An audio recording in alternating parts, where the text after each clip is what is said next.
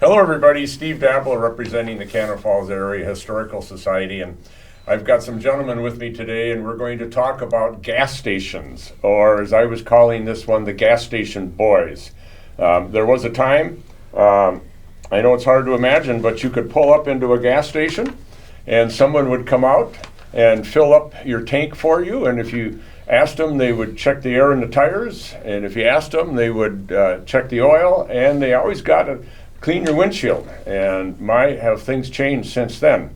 But to my right here is Paul Black, and to his right is Greg Williams, and on the end is, everybody knows, LeRoy McCusker from all the council meetings, and I thank you guys for being here. And what's really interesting, LeRoy had told me that these guys get together every once in a while, maybe 2 or 3 times a year, and the thing they had in common for the discussion was working at gas stations in Cannon Falls. So let's start out just a little bit to see, and I've practiced this a little bit, starting on the north side of town. What was the first gas station? Imperial. Imperial, okay. It gets trickier now. What was the next one as you head south? Co-op. I don't think the co-op was in there.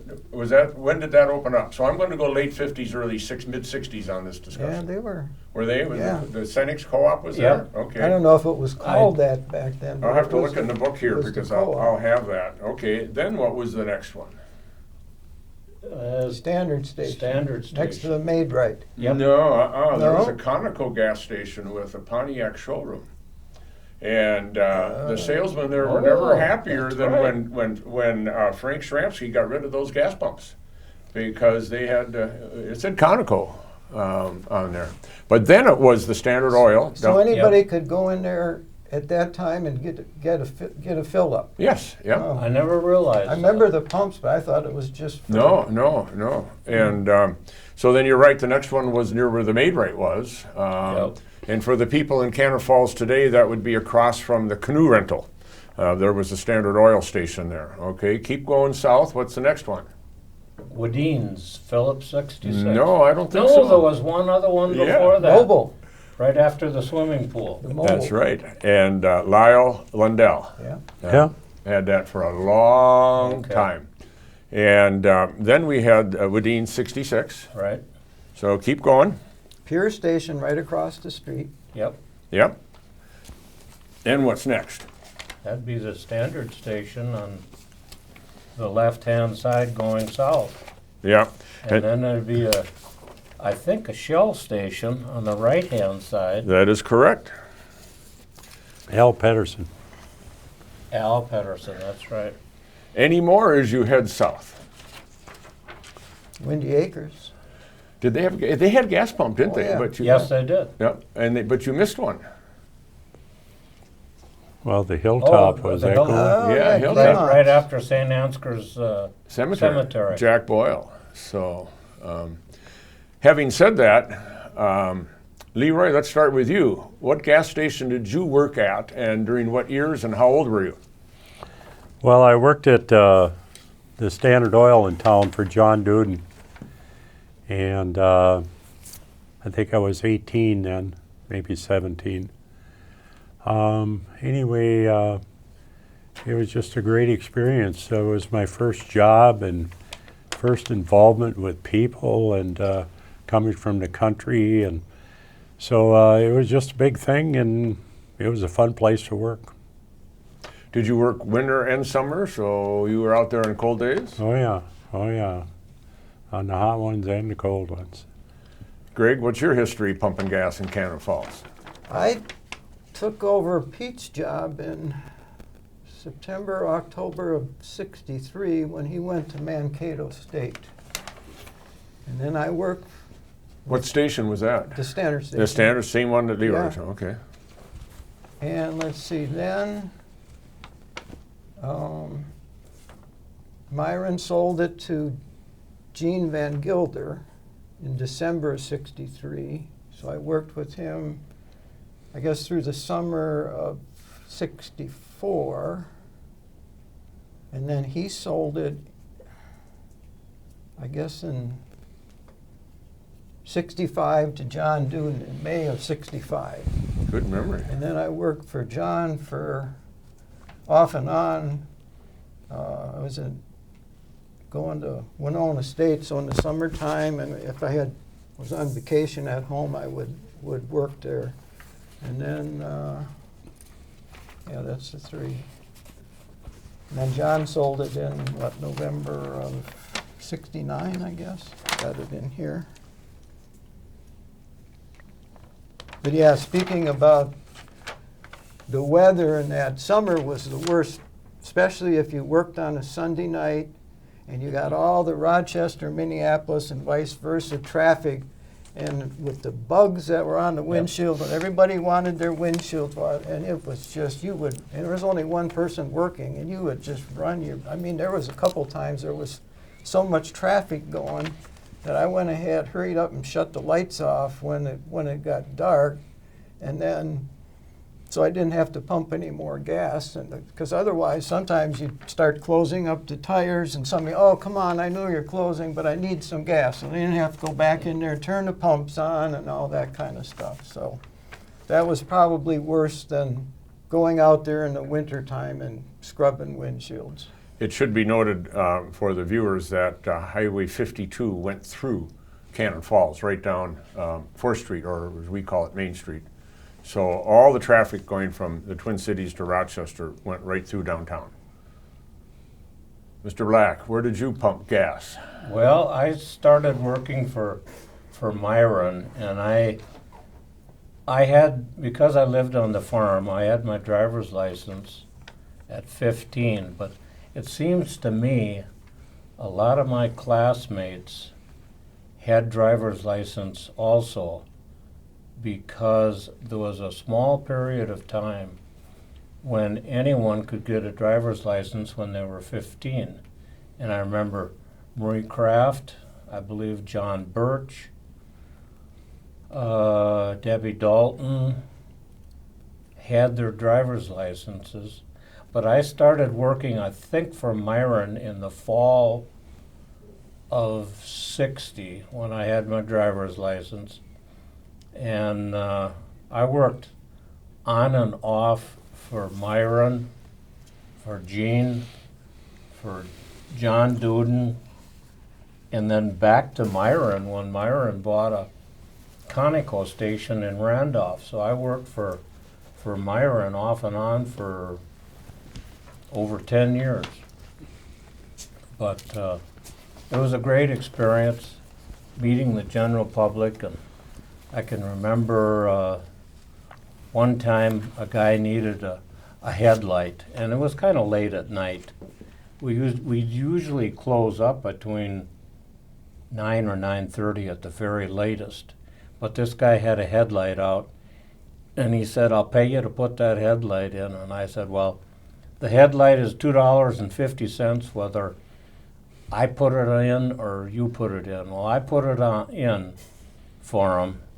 It was raining, and I had to kind of get under a little bit of shelter, but it wasn't completely under shelter. And I got his headlight in and everything. He gave me a $5 tip, and I could not believe it. That was just unreal. That's a lot of money. That was a lot of money. That was like $50 back then. Yeah, zero to it, yes. exactly. But also, on the other hand, I can remember some people coming in, and a lot of people would come from Rochester, the cities, or vice versa, and they wouldn't need gas because they'd already filled up in the cities or Rochester, but they needed their windshield cleaned because of the bugs, and they were filthy. And we did pretty darn good jobs on the windshield, but this one lady, I had done her husband's side, the driver's side, and got that nice and clean, and I was starting to work on her side. They didn't need any gas, they just needed the windshield cleaned. So I started cleaning, and she started going like this. Like there was bugs here and there. I could see the bugs better than she could. And finally I just wetted up the windshield, kind of rubbed it a little bit, rubbed the bugs around a little bit, and I said, "I'm sorry, ma'am, I can't finish this because I'm busy. I got to pump gas and I've got a car in the lube room." I was doing a little bit of lying, but I was sick and tired of her going like this. And I can remember coming home that night and telling my mother, I said, "You know, there sure is a difference in people. Some are really nice and some can be really awkward." But, and That's a kind way of saying it. yeah, I probably didn't say awkward. Well, you were talking to your mother, yeah, so you couldn't use the strong stuff. but yeah, it was a great experience for working for all those bosses. It was a good time. I can remember.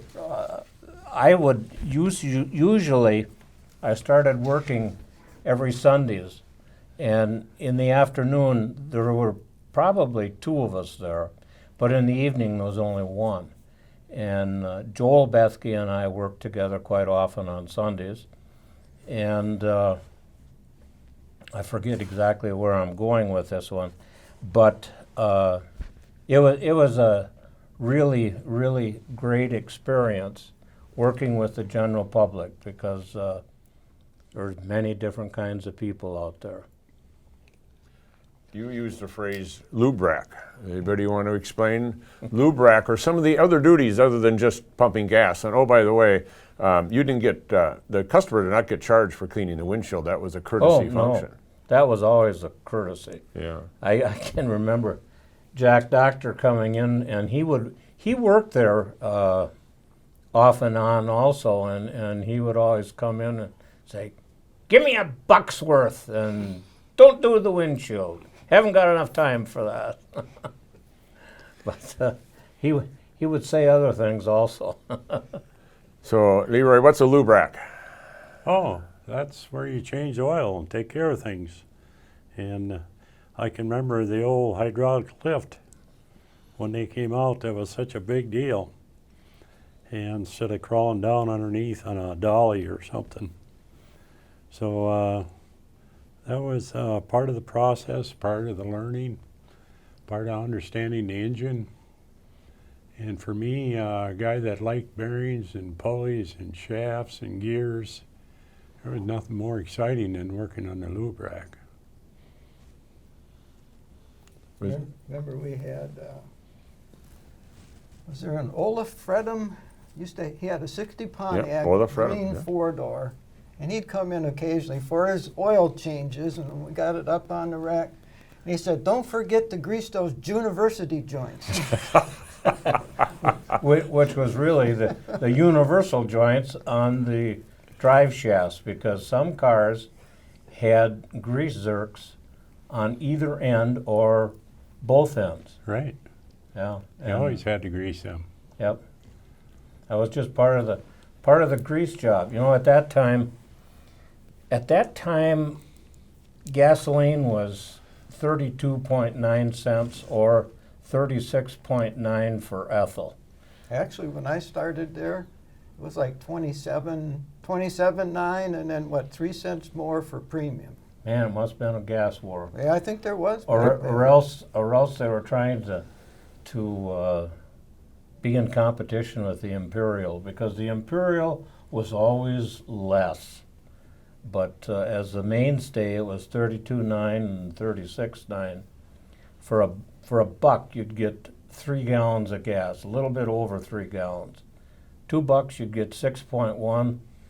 $3, you'd get 9.1 gallons of gas. And you know, sure isn't that way now. Right now, we are paying at Sam's Club in Bloomington $1.98.9, which is the cheapest that I've seen in the Twin Cities. But you know, getting back to the prices, a grease job was $1.50, and with a grease job, you got all your windows cleaned, inside and outside. And you know, that's unbelievable to here nowadays. You know, also at that time, a quart of oil ranged from 55 cents a gallon or a quart, I mean, to, I think we had some LDO, which was about $1 a quart or something like that. Stood for long distance oil. That is correct. I hadn't heard that one. And there was non-detergent oil that was about 35 cents a quart or something like that. But yeah, it's kind of unreal. I always like to compare the price of gas nowadays to back to 32.9, and you figure, well, the wages are a whole bunch more, so everything goes up. Very seldom comes down, though. So I want to get back to the lift just a little bit, and I have to interject that I pumped gas at a gas station too for a number of years, but I wasn't part of the Cannon Falls crowd. I went to St. Olaf College, and one week I drove my bike down the hill and went to a DX gas station. They hired me on the spot with my history of having worked at the dealership. But at the dealership, we had 2 post hoists. I don't know what Myron had, if they had a rack that just went up, but at that DX station, they had a 1 post hoist. Right. And it took me a long time to get Comfortable. comfortable underneath that car. Yep. Because that car would wiggle and the post would shake, and and if you were trying to get something loose and you're pounding on it down there, I was ready to run. Yeah, you had to make sure you hit the frame good with all 4 of the spades that came out there. Well, and you always made sure, I did, that safety lock was tipped over too. And, but I do know the nervousness you're talking about being underneath them suckers. But I also remember that, man, I wouldn't go under there without that safety lock being flipped over. Yeah, I worry, but then what I remember is changing oil on a car in the wintertime. When you bring it into a warm shop, what drops down between your shirt collar and your neck? Always salt and water. And mud and cold water. And you talk about being back in the lube room, and sometimes there was, you know, some, not major repairs, but somebody had a starter going out, and it could be a tough deal to whatever happened. We didn't charge for labor. They got charged for whatever the part cost. Or that took you 10 minutes or 2 hours. A little different today, I guess. I remember Dave Shunke used to drag race all the time, and he'd go through transmissions. And the one time he pulled in and second gear was out of it. So him and I went out on a Saturday night in between cars, threw that transmission in. And from the time we put it in there till the time went out, it took us 22 minutes to throw a different transmission in that car. We'd done it so many times. Talking about transmissions, remember one night when I was working for Myron, in between cars, Gary Banker and I changed an automatic transmission in our 56 Chevrolet, and it certainly wasn't a 20-minute job. It was a couple of hours because we had to take the old one out, put another one in. But it was a couple hours, and I still went back and forth pumping gas and everything. But that was and it was kind of shaky because you had to really get the car under the hoist so it would lift it up safely, but yet be able to take that heavy transmission out and put the other one in. And you know, if we didn't have that big tire jack, we couldn't have ever done it, because that tire jack, we were able to put that on the very top of it and jack it right up and put it in place and slam it in there. Those were... Yeah, we didn't they didn't have a transmission jack like Yeah, I you was gonna guys had say, at yeah. the, No. at the Right, yeah, now you Pontiac could put it dealer. right in. Was that an automatic or stick? I don't remember if you said that you were It was- swapping out. It was the automatic, and Greg and Dave Shunke did the straight stick, which was a small transmission compared to the automatic. Dynaflow. Yeah, it was a Power Glide. Power Glide. Yeah. Power Glide. Dynaflow Buick. on the Buick, I believe it was. Yeah. Leroy, what are you thinking over there? You're smiling. Well, it's just the one thing about getting old that there's not a lot of good things with it, but one thing that happens when you get old is you reminisce and go back and look over your life and stuff and where it all went. And for me, I never realized till I got older that the Standard Oil Station was such an important step in my life. I came from the country of a real protected environment where it was very religious and very poor, and everybody was poor, and religion was a very important part. And I came from the country where people didn't drive their cars because that was a waste of gas. You just drove the truck on the farm.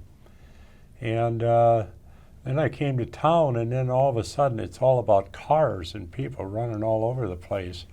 It was kind of like a culture shock for me.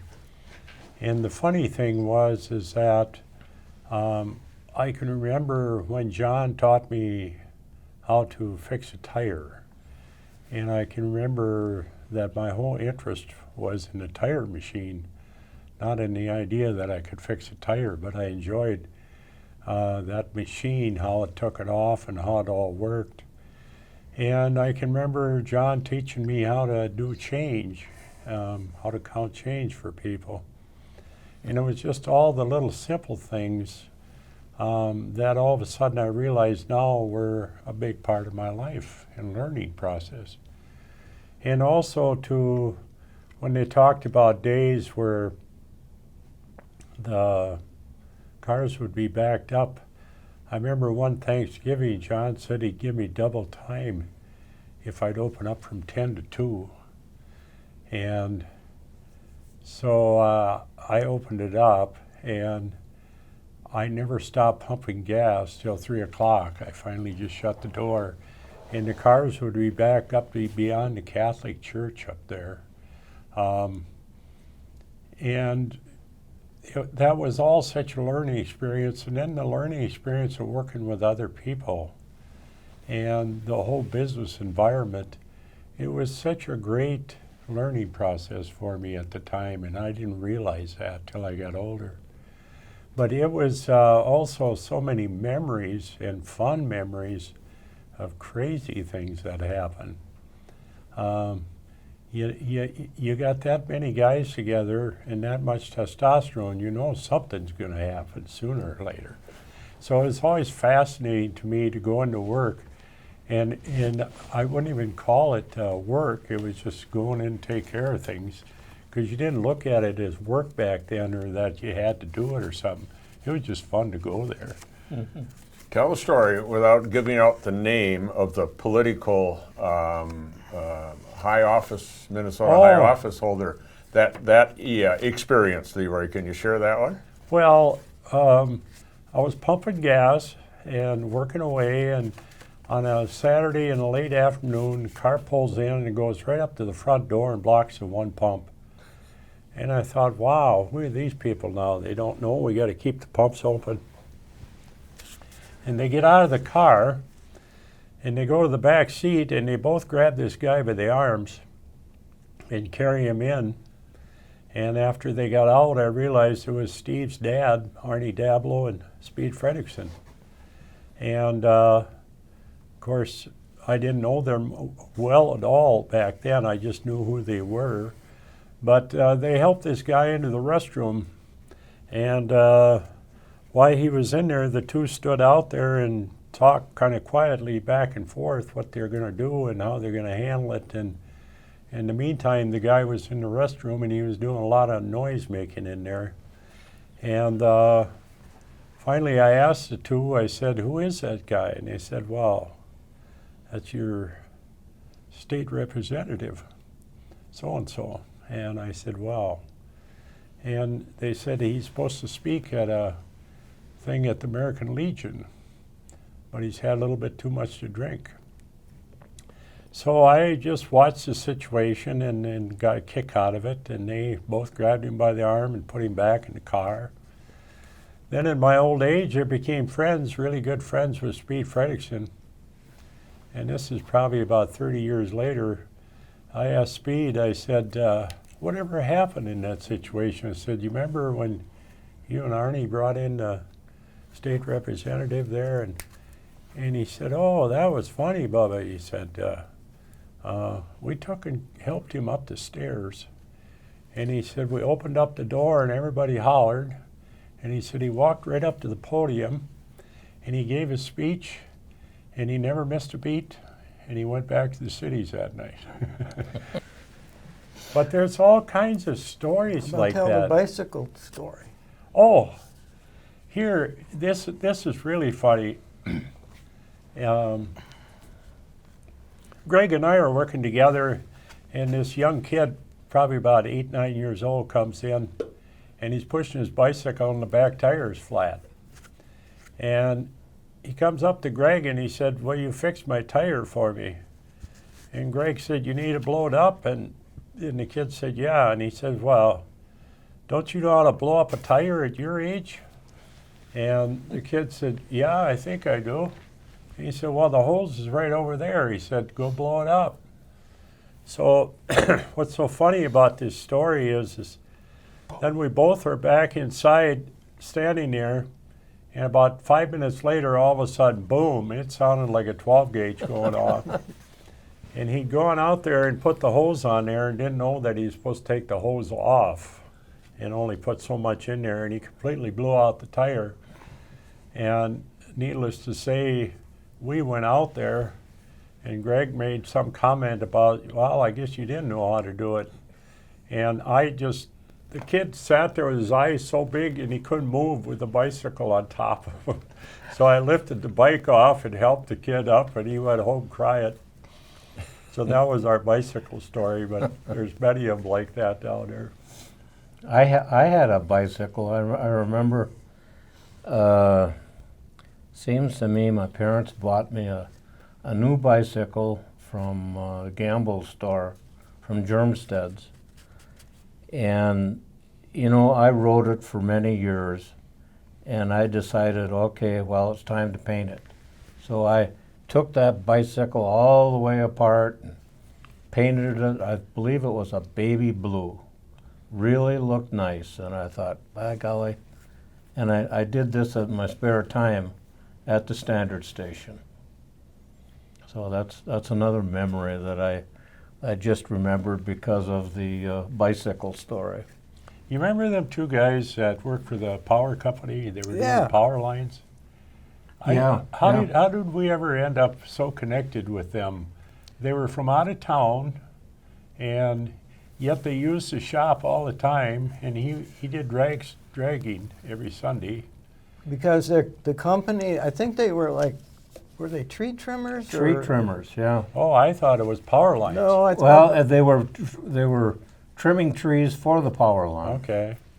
And the reason they came in so much initially, because they needed a corporate account so they could charge their gas so they didn't have to pay every time they went in there. So John agreed to do that, and that's how we got to know those guys.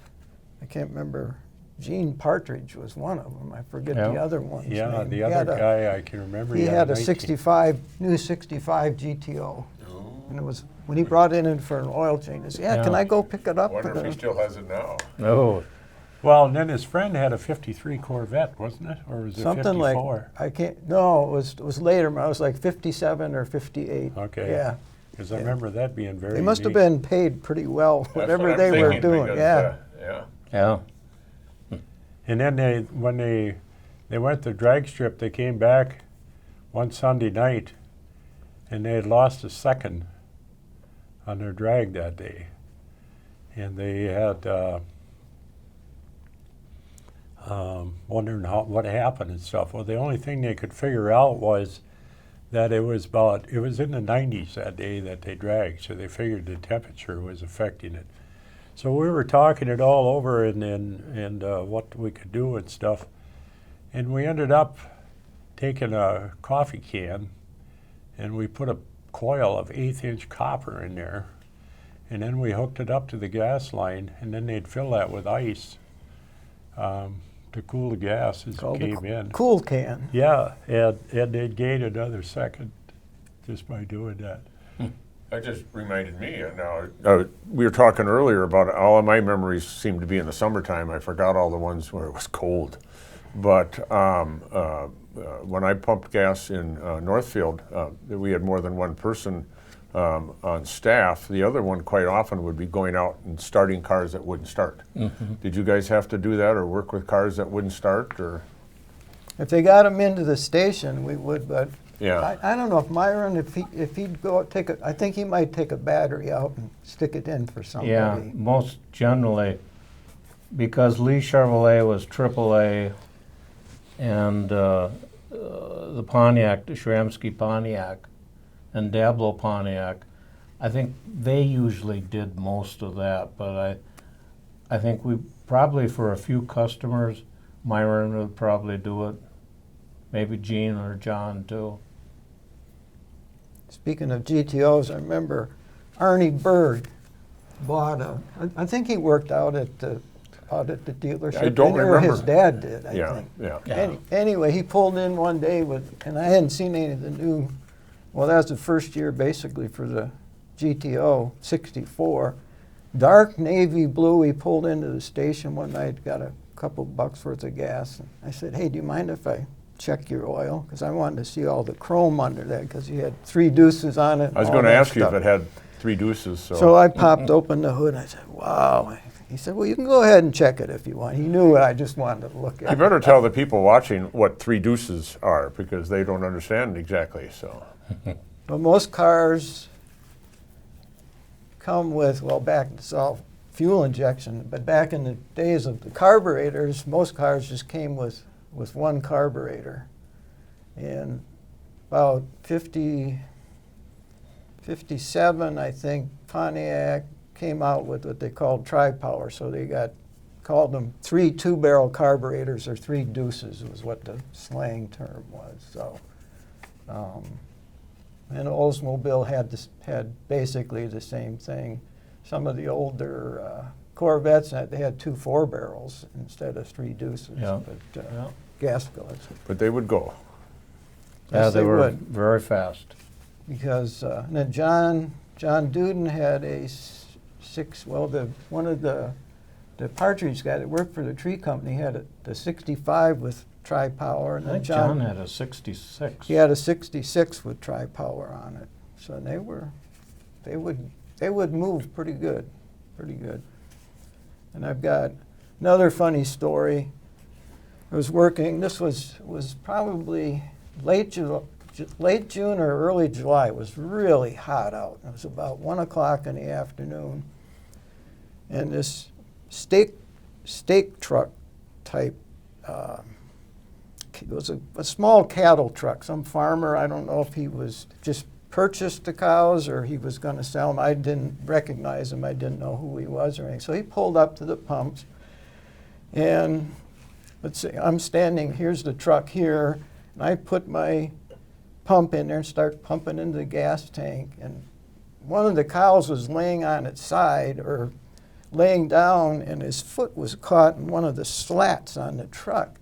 So the farmer takes his pole out. He's trying to go like this to get the cow to come up. Well, the cow's rear end was right there, and all of a sudden I heard this whoosh. And I look over, and here he had a nice white shirt on, and that was, he got liquid cow pie on that. hit the pumps, the other pump that I wasn't using, hit that with it, and I couldn't stop. I mean, I held back. I'll go get you a rag back in the lube. I had to go out there, and I just burst out laughing for about 5 minutes. I felt that poor guy in his nice white shirt. Oh man, that's funny. Don't want to poke the cow, huh? Especially on the backside. Yeah. You know, the other thing I thought about, guys, and this is what happens when we get together, stuff pops up all the time. But the other night I was thinking about this coming up and talking about all this stuff. And the one thing that I had forgot about that I was going to bring up to you guys today that I hadn't brought up before is that I remember when they decided they were supposed to hide the gas cap. And like 56 Chevy came out with that twist thing on top of the taillight. Yep. And I remember the Cadillac had to push the red button in and flip the whole taillight up. Yep. And so all of a sudden we started getting them behind license plates. It was a funny time because it was like it was a bad thing to have your gas thing exposed. You weren't supposed to see that. I never quite understood that. In Dallas, many of your cars still have the flap on the side today. Yeah. Yeah, it just seems like a lot of them were hidden, and it always seemed to be a challenge to begin with. Well, let's see. Where's that gas cap? Right. And a lot of them were pretty well hidden, but after a while you could figure it out pretty Yeah. fast. But then the license plate became the popular one. Yeah. Well, then But that 56 Chevy, you know, I Yeah. can't imagine the engineering it took to make that I think tail that's light. why they did away with that, because the cost Yeah, factor the cost was Yeah. like, to hide you it, you know. The engineering was unbelievable on that thing, and it would hold up the life of the car, it seemed like. Yeah. Then it was always challenging trying to find where the hood latch was if they wanted the oil checked. I mean, Yeah. they were all in different places, and some of them you'd be underneath there, and oh, yeah, I've got a little knob here. I think if I pull that, maybe the thing. Well, I wish you would have told me that to begin with. But. You live and learn. But talking about the lube room, there used to be a little. I remember when Myron had the station, and I think John and Jack Doctor, and we also had a lot of local color, you might say, with guys like Kirk Mills, Bill Schweik, Donnie Hagen, Charlie Olson. They were customers, but they used to hang out there too. And one day when Myron was at lunch, he said, "Come on back and we're going to shake some dice." I said, "What do you mean shake dice?" So I go back there, and it's going to cost you 10 cents to get in. So we were playing 6-5-4 for a dime or something like that. And then all of a sudden somebody would say, "Hey, Myron's coming back. We got to get rid of this stuff there." So it was always, and of course, being us young guys, all the older guys, they knew everything about the world. So they were trying to tell us all this and that. And, about 50% of it was BS. But Talk about shaking the dice. I can remember when they were teaching me how to, they were teaching us how to shake the dice and all this and that. And one rule that there was, if you shake a 7 or 11 to begin with, you win. And I started thinking about that, and I was thinking about my mom and my dad, and I started to realize, my dad's birthday is in July, and it happens to be the 11th of July, and my mom's birthday is in November, and it happens to be the 7th of November, 7/11. I never forgot my mom and dad's birthday that way. Just because of the dice. Yep. That's funny. Well, there was always something exciting going on down there. We took in one Sunday morning, I was pumping gas away, and a gal came up, wanted to know if you used the bathroom. And I told her, go ahead and use the bathroom. What's the big deal? And so anyway, I'm pumping gas, and I look across the street, and here's this bus, big commercial bus sitting over there with Ike and Tina Express on it. So I think Tina actually stopped in Cannon Falls and used our restroom at Standard Oil Station. But it was so funny at the time because I remember going home that night and my sister was always my advice person. And I remember telling her about that, what the heck she asked me to use the bathroom for. Well, my sister said probably because thought she couldn't use it because of her color. Well, what was so funny about that was I was so naive to racism and all that stuff. I didn't know any of that. And it just wasn't talked about or even considered in the environment that I was raised up. So it was an education thing. My sister had to explain to me why she asked me to use the bathroom. I didn't, I told her, go use it. There's damn things right back there. Yeah. The what thing? The damn thing. And I used to like to call it that because John would make us clean it once in a while. I always wondered why, and I guess the reason why that ladies' bathroom was always the dirtiest was because you got into it from the outside. Yeah. Where the men's bathroom, you got into it from the inside. That was clean, but that women's bathroom, you could count on it every morning when you opened up. You had to clean it because it was filthy. I know if I would have made gas station restrooms back then, they'd have been all tile and there would have been a hose connector right there. And I just hosed the whole thing down every morning. Yeah. Yeah, that was always the new guy's job was you go in and clean that woman's bathroom up. Yeah. And when you got a little seniority, you say, hey, go clean that lady's bathroom up. Nobody wanted to clean the woman's bathroom. See, that was a learning process there, seniority, Yep. You hadn't learned about that till you had to clean the women's bathroom. Then you learned that end of it too, Pecking order at the pump. Yeah. There's lots of fascinating stuff, though. It was always something. That picture of that old truck there, that's so funny because we had a 47 Chevy pickup there. It was our chaser truck or parts truck. I don't know what it was supposed to be. And anyway, it was unique. It was blue colored with a white wood box on it. It was just a unique pickup, and there was nothing else like it around at the time. And then it ends up where I'm probably about 20 years old then, and I drive through town one night, and there it sits in the parking lot at Bob's Red Owl, and the hood is open.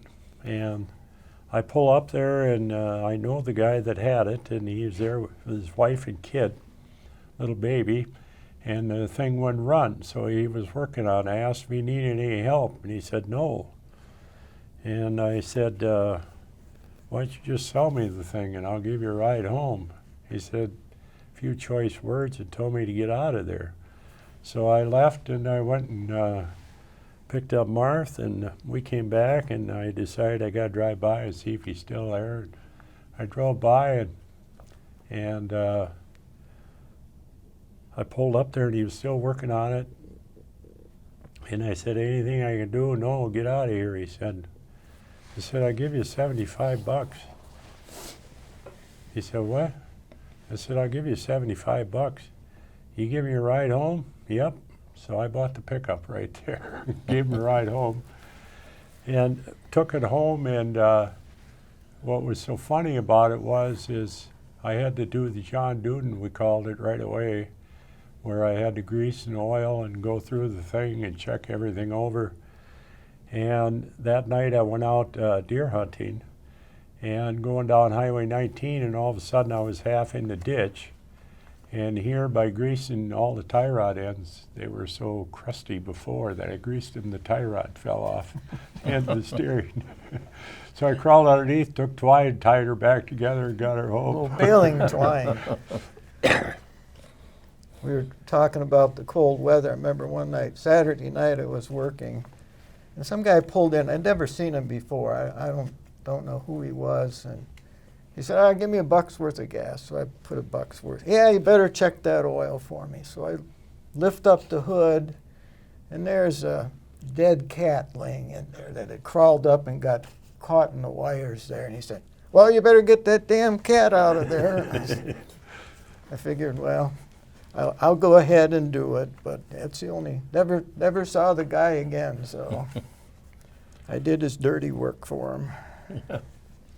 Well, there are interesting things you get stuck doing on your shift, and I'll just interject one that would happen semi-regularly, but there was a gas station in Northfield that was more of a convenience store. This would have been in the early 70s, a little bit after these guys, but they had a problem with water in their holding tanks, and so towards the end of each month, sometimes they were pumping water into people's gas tanks rather than gas, and they'd only get about a block away, and that would be about where we were, and so they would pull in and it wouldn't run, and a number of times you'd have to disconnect the gas line first from the fuel tank, and then from the start you got to blow all the lines out and stuff. But there was this one fellow I remember, he had a full-size GM Buick Pontiac station wagon, so it had a 28-gallon tank at the time. Oof.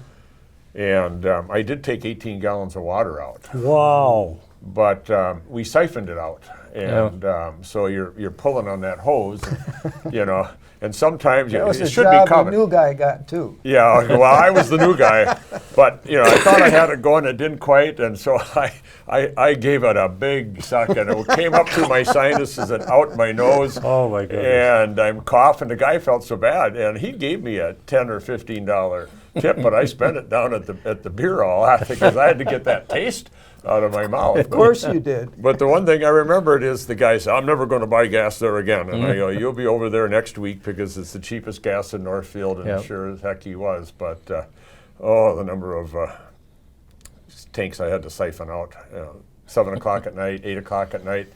I was the only one that could get them fixed and on the road again, you know.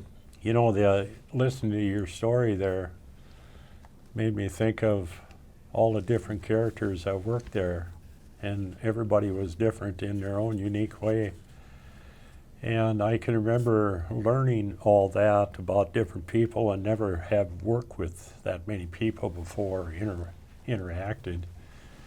And the one guy down there, one of his favorite things was to show you how he could blow fire. And he told me he was going to do that, I should watch him.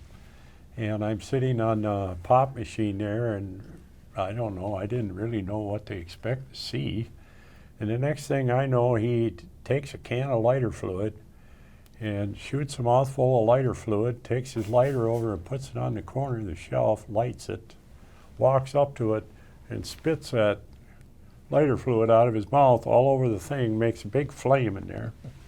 And then I had to go home that night and ask my sister where people learn how to do that, because I'd never seen that before again. So it was an education process down there too, you know. But I decided I don't think I ever want to try that myself. It's a good way to blow your lip up. You know, I can remember one time when, I think it was on the regular pump, on the north side of the pump there, the delivery hose got cracked. And what would happen is, as soon as you turned on the pump, gas would come squirting out. And of course, everybody knew it, but you didn't always remember it. And I didn't remember it one time, and I turned that baby on, and I got my whole body just full of gas. That was, I had to go home. I had to go home and take my clothes off and take a bath. And You were a fire hazard. yeah. But I came back to work, and I forget, I think Myron wrapped it up so I wouldn't do it again. Well, I think back of the safety at the times too, Yeah. that they're just, it's amazing nobody got hurt, because That's we're right. always taking gas lines apart or on cars underneath them, and they're dripping out all over, and you weren't cautious about not creating No. a spark or something. You were just fixing it and getting it out of there, you Yeah. know. It's amazing there wasn't more bad stories about people getting hurt. Yeah, yeah, that's right. And the pumps, you know, if you spill a little gasoline on the ground, what's the big deal? Nowadays, you spill a little gasoline on the ground, you got to have somebody come in and clean it all up. Yeah, you got to have some floor dry, and you got to clean that up, and that's hazardous waste. Right. Well, it's like the old waste oil. We used to have people almost fighting over it, who was going to take that 55-gallon drum and pour it on their driveway, Yeah, on their gravel Yeah. road. Yeah. Yeah, they blacktopped their driveway with it. yeah, And Keep actually, they keep the found dust out down. that was a good thing. yeah. Because, you know, when they first got carried away with waste oil and stuff, I was involved quite a bit because of the waste oil burners and stuff they came out with after that. But they were taking oil and waste oil and burying it. And we were actually finding out that was the worst thing you could do with it. Mhm. The best thing you do with waste oil is dump it across the top of the ground. The bacteria eats it up. And so we've learned a lot about waste oil since back then. And now you don't dare dump it on the gravel roads or whatever. Right. So I remember plugging a lot of tires. Did you guys have people that come over? You want to tell them what plugging a tire means? Well, first of all, before plugging tires came out, we always patched them, Yeah. whether it be a tubeless tire or a tube type tire.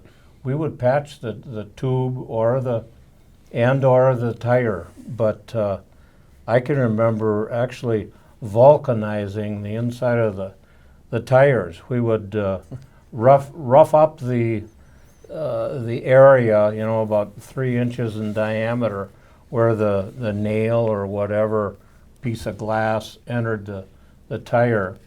We'd buff it all up, and then usually we would wipe it. We'd clean it usually with gasoline or something like that, and then put some glue on it and throw a match on it and let it burn for a little while, because you'd have a pretty good sized flame blowing. Then all of a sudden you'd blow it out and take that patch and slap it on there and roll it out and all this and that.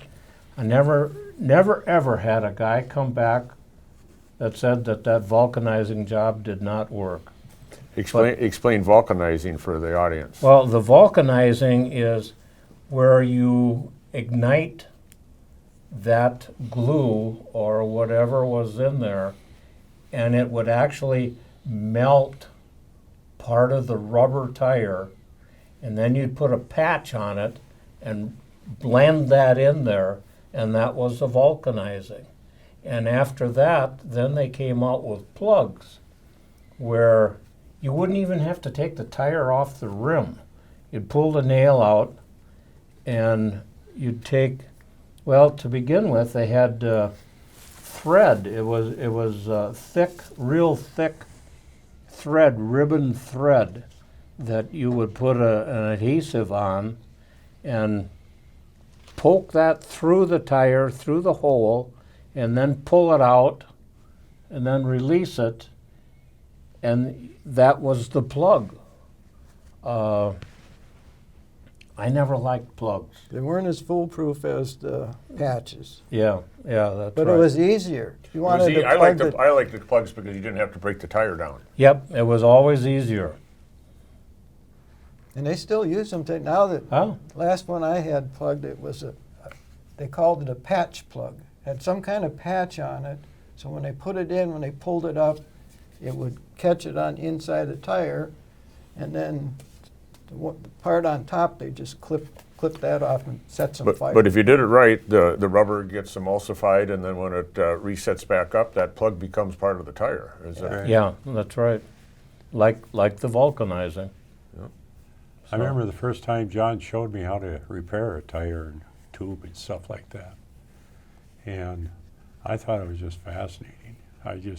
You got to play with fire. Oh, you got to play with fire and glue and gasoline and I thought it was just fascinating. I don't ever remember using a plug though.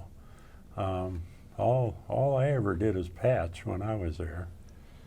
Do you remember studded tires. Oh, yeah. Oh, yeah. And then they got illegal. Yeah, they were And I outlawed. spent many a shift pulling studs out of tires. You guys were probably, Kind of remember that a little I bit. spent a lot of time, there were a lot of studs in one tire. Oh, yeah. But Get they were through the, the snow, though. yeah, they were the thing. You had ice, there was no problems. And then after a while, when they outlawed those, I had a pair of snow tires back probably in the 70s. They had ground up walnut shells in them, and that would provide extra traction. Emulsed on the face of the, Yeah. of the tire. Yeah, You know, I forgot about that now Yeah. that you said snow tires. Remember back then, I remember up at Lindall's especially, that people would put their snow tires on in the fall, and then they'd come in and have you take them off in the spring, Yep. and then they'd want you to store them till the next fall again. Yeah. I forgot about that. Yeah, that was quite the thing. and my dad, when he had that front-wheel drive Tornado '66, he had our driveway was, I don't know, a third of a mile, but before the plows could get in there, I mean, it might be that high, man, he'd go out there and run right through there. It would look pretty ugly with those studded snow tires, but they sure worked well. The driveway may have been a third of a mile, but that car hood on that Tornado was a quarter of a mile long. Yeah, that was a huge car. But you could be going down the road about 95 miles an hour and you'd swear you were doing 55. Yeah. Smooth as glass. They had some pretty neat cars back in our days, that's for sure. Well, it's so funny when you think back to it, how people's lives are revolved around their cars. I mean, I can remember my first brand new car was a '66 Chevy Impala Super Sport. Paid $2,837 for it, had everything on it. But everybody found their value or their fun in their cars and stuff back then. It was weird. Compared to today, they all look alike out there, you know. Yeah, they do. Yeah, I can remember my first car. I bought it from Bobby Beckman. He had a 1964 Chevy, and he was going to buy a 1966 Chevy. And I bought his 64 Chevy, and it had I think it had about 19,000 miles on it. Paid $1,900 for that. Mm-hmm. Sure wish I had that car now. Is that the one you took off the corner out of Sogan out there? No, that was a 1969 Caprice. Forgot to turn out there or something? Yeah. Got Gravel road, right? made it airborne. Did a flight test on it. That car only lasted about 6 months. I just remembered I had a rubberized pocket deal, and I had my tread measurer there and the thing for checking antifreeze. Oh yes, Nobody ever does that anymore. yeah. They don't know how to check antifreeze. I've got an antifreeze tester in my garage. Oh, yeah. In fact, I just purchased a John Deere water-cooled 20 horsepower lawnmower, and I bought it down in Iowa, and they serviced it and everything for me, but I decided, well, I'm going to check the antifreeze. By golly, they must have checked it too, because it's good for 20 below. So, You know, I sit here and I look at them guys with them hats on, and I can remember going to work down there, and we had shirts, I think, Mm-hmm. for uniform. oh, that is a standard station right there. Yeah, and there's the Imperial, and these will be on there. Here's Jack's place, but there's the Ford garage, had a pump in front of it. And the funny thing is I can remember John always wore the pants that went with the uniform, and they were kind of a blue gold-colored stripe. Yeah. Dacron. And I they can were made remember out the of. one thing that if John would have told me I had to wear them pants, I think I would have quit right now. I couldn't believe that John came into work every day and wore them pants. They drove me nuts. Yeah, seems to me, I had a pair of Dacron pants like that, and one time, remember they used to have 10-point service. There was 10 points that the mystery driver would come around and make sure that you were supposed to come up and say, may I fill your tank with Gold Crown Super Premium? And you wash the windshield and you check the oil and you check the tires and you thanked them, and there was 10 points. And I forget what kind of score I got, but I was entitled to a brand new Dacron jacket that I wore for a long time. That colored one, that blue and Yeah, gold. that Yep. striped, Yep. yeah, blue and whatever colors they were. Well, that was funny and John, I don't know if you wore a white standard shirt, and I know John did all the time, and I had a blue one. Yeah, I had a and blue I was one. always, I think I wore blue ones all the I time. was always getting mine dirty doing nothing. And his favorite saying is, what happened to you? You fall down out there? Of course, he could be out there tearing out a transmission and not get a drop on his white shirt. It was Yeah. funny. So these things will show up as images on the interview, but do you guys remember what that's about? That's the bulb off a 76 gas station. No, I think that's Isn't it? well, it could be. I found it on the internet, but I was just thinking of the styrofoam balls used to put on the top of antennas. We had so much snow during the 60s that the piles were so high you couldn't see cars coming. Yeah, that's probably doesn't. If you look close, doesn't Yeah. look like glass. Yeah, but cracked this all gas station, Mhm. we're handing out these orange balls.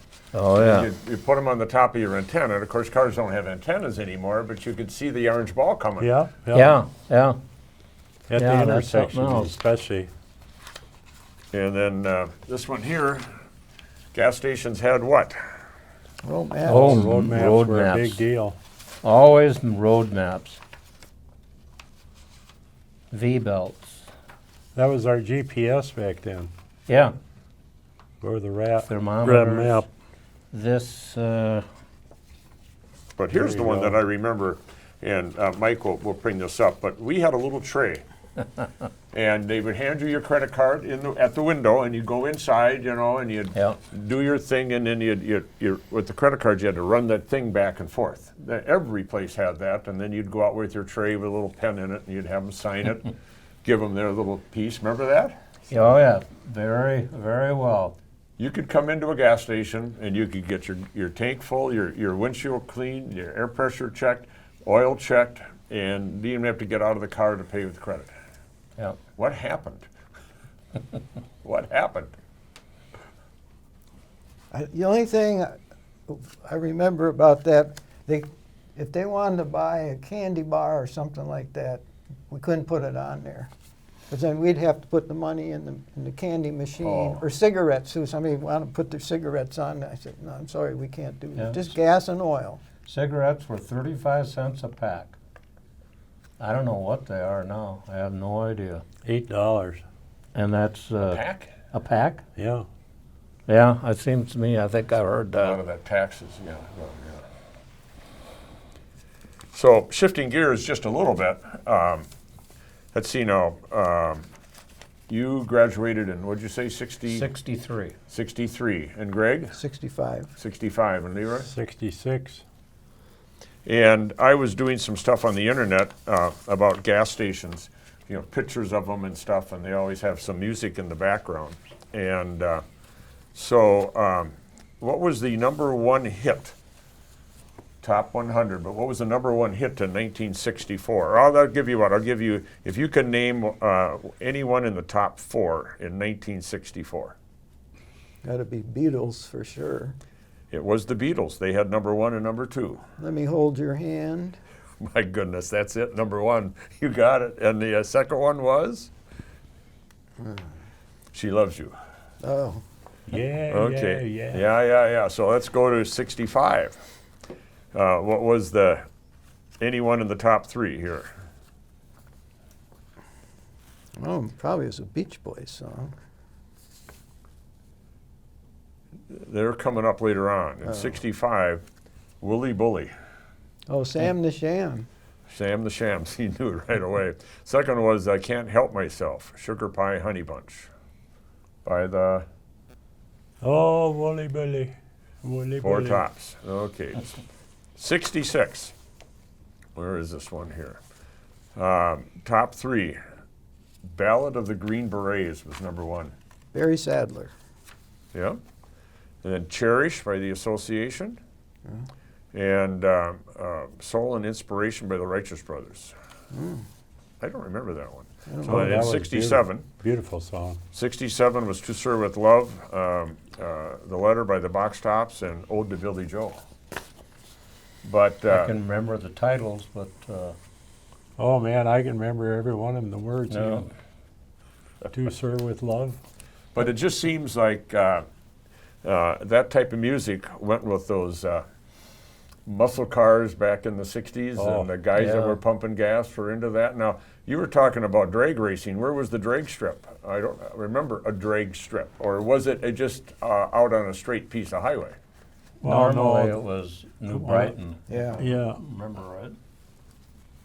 But, I think that's Well, where we the- had our own drag strip out on the, Sanatorium Road, wasn't it? no, out on the way to New Trier. Oh, yeah. Hogan's Avenue, yes. That's where everybody dragged out there locally. Or 52 sometimes, too. Going out north towards Little Oscars. Right? Now that kind of reminds me of something. I remember that 1956 Chevrolet that we had. You know, that had a Power Glide. It was a four-door sedan. Had that 265 cubic inch with a four-barrel carburetor and dual exhaust. And you know, that car fit right on the railroad tracks. And I would get that car on the railroad tracks in back of the farmer's elevator, which is right I south. remember you guys doing that now that you which bring that up. is right south of where Leroy and Martha live. And I'd go for a couple, 3 blocks. And then I went over by where Eddie Gergen used to live in Randolph Township, and I'd get on the railroad tracks there, and I'd go to the next intersection. People would always say, well, what would you do if a train came? Trains didn't come that often, and you knew that it were never there at night. Well, what would you do if you drove off the railroad tracks? You just drove very carefully so you wouldn't, and if you did, you hope you could get to an intersection real Right. fast. Well, I did the same thing with 2 different guys. Jimmy Drometer, who had a Yeah. 56 Pontiac. He's the one he was always on there. And then I Tony forgot Berg. about that. Yeah, Tony Berg had a ex-highway patrol car when they had 59 Plymouth. Plymouth two-door. And it would fit just on there. Plus, if your tires were a little low, that was even better. That helped. But you're right, you could only go like 25 miles an hour. Yeah. It would jump off of there. But I remember one night went way east of town until we got to a railroad crossing where we could jump off there. But boys will be boys back then. Yeah. You know, you don't realize it when you're a young kid and you don't know what direction you're going or where it's going to be or anything like that. But when you get older, there's a lot to be said for growing up in a small town. And that's what that was about back then. It was knowing your neighbors and knowing your customers, and it was all about knowing each other. And today, with your internet and all this stuff and the fast lives we live today, you don't have that small town connection anymore. And that's one thing that was, to me, when you get older, you realized how important different phases of your life is. I remember a quote from a guy last week on the radio who said there's 2 important things in your life, And one is when you're born, and the second one is when you find yourself. And I think for me, my experience was finding myself just working at that gas station. And I didn't realize that was happening at that age, you know. So it's a fun thing. And one of the last things I'll tell you about, it hasn't got too much to do with the gas station, but it does because of the credit card thing, is that in probably about 66 or 68 or something, a couple of guys and I decided one night we were riding around and we were going to take off to Rapid City, South Dakota, and just go out there for a couple of days, see what's happening. And so we rode around, we talked about it, and I think he had like $15 and I had like $35 or something, so we were trying to figure out if that'd get us out there and back. And then he decided that we should take and get a couple other friends to go with to help with the expenses. So the next night we got together, he had found a couple other guys that wanted to go along, so we talked about that, when we're going to go. Then the next night we got together, he comes and says, my dad said if we go see his brother in Great Falls, Montana, he'll let us use his credit card. And I said, what am I supposed to do with a credit card? What's a credit card? And he said, well, you can just charge things on it, and it's taken care of. Yeah, so why not just pay for it right now? What's the idea that you put it on a credit card? Well, he said, Dad said he'd pay for it if we go see my brother out there. So anyway, that was my first experience with a credit card. And needless to say, we left the next morning after finding out Dad was going to pay for that and how I could use that credit card to pay for the gas and everything.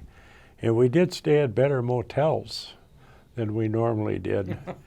Sure. And Dad was a little bit excited about 3 weeks later when he got the bill that he didn't realize it was going to cost that much. But that was my credit card learning experience. But weren't credit cards first really used, they were specific to a gas station? Yeah. You would have a Standard Oil credit card. Yes, And that's right. There weren't the Visas and the Masters. yeah, all of a sudden that just popped into my head, and I can't remember. Could you use the Standard Oil at non-Standard Oil places? I think you could eventually. As long as they were affiliated. Affiliated with Standard Oil. Amoco was one of them. Different states had different franchises. Yeah. In each Yeah, state. yeah. Sunco was another one, I think. We had a chart at the standard station where you could look up, because some of them, you know, if they might be good and out east, but we couldn't accept them in Minnesota for some reason. Yeah. But it might be safe to say that the gas station industry really were the first promoters of credit cards. Yeah, absolutely. Probably so, yeah. Yeah. And not thought about that. Yeah. And you know that thing there, looking at that, Greg, I can still hear that sound from doing that. Or back and forth, that click, click, click. You know. That's why I brought that picture, because that just took me right back. Yeah. Yeah. I hope everybody watching this video has enjoyed it as much as we have.